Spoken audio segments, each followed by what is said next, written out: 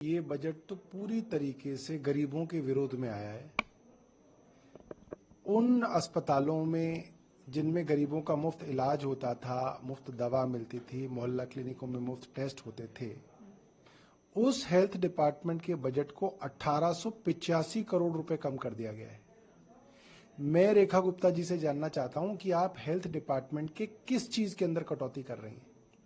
दूसरी बात, बार बार भारतीय जनता पार्टी ये कहती थी कि जो 15,000 नए बेड अरविंद केजरीवाल की सरकार बना रही थी उनको जल्द से जल्द पूरा किया जाए, और लगभग वो सभी बेड 80 से 90% तक कंप्लीट हैं। यानी कि इस साल उन अस्पतालों को कंप्लीट होना था। दिल्ली को 15,000 और बेड मिलने थे, तो जब 15,000 और बेड मिलने थे तो बजट तो कई हजार करोड़ रुपए बढ़ना था हेल्थ का। तो भारतीय जनता पार्टी की सरकार बताए कि उन अस्पतालों को वो पूरा करना चाहते हैं या नहीं करना चाहते हैं। जो एलजी उनको कहते थे ये कंक्रीट के खंडर हैं, क्या अब भारतीय जनता पार्टी उनको खंडर ही बनाना चाहती है? दूसरी बात, भारतीय जनता पार्टी ये बताए जब डॉक्टरों की कमी है और केंद्र सरकार को डॉक्टरों, स्पेशलिस्ट और नर्सों की भर्ती करनी है, और ये मेरा नहीं, दिल्ली हाई कोर्ट का आदेश है, तो इसका मतलब ये है कि वो भर्तियां भी नहीं करेंगे। और तीसरा मेरा आरोप ये है, मुझे ऐसा लगता है आयुष्मान भारत के नाम पे ये दिल्ली सरकार के सरकारी अस्पतालों को जो मुफ्त था उसको ये फीस लगाने वाले हैं। उसी कारण इन्होंने ये बजट घटाया है, वरना हेल्थ का बजट तो आप घटा ही नहीं सकते। भाई, जितने मरीज आपके यहाँ आ रहे हैं उनके लिए जो आप खर्चा कर रहे हैं वो तो बढ़ाना पड़ेगा आपको, आप घटा तो सकते ही नहीं। तो इसको जो है वो एक्सप्लेन करें जी।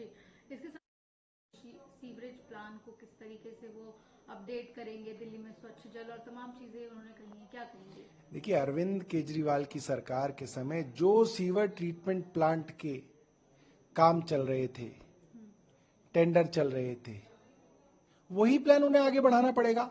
अगर उसके अलावा कोई नई चीज वो कर रही हैं तो वो समझा दें कि भाई ये था जो अरविंद केजरीवाल के प्लान में नहीं था, हमारे पास ये नई चीज है तो हम उसके ऊपर वो करेंगे। वो तो पुरानी चीज है। आपको एसटीपी प्लांट्स को पूरा करने के लिए पैसा देना ही पड़ेगा, और वो प्लान चल रहा था उसको आप पूरा करिए।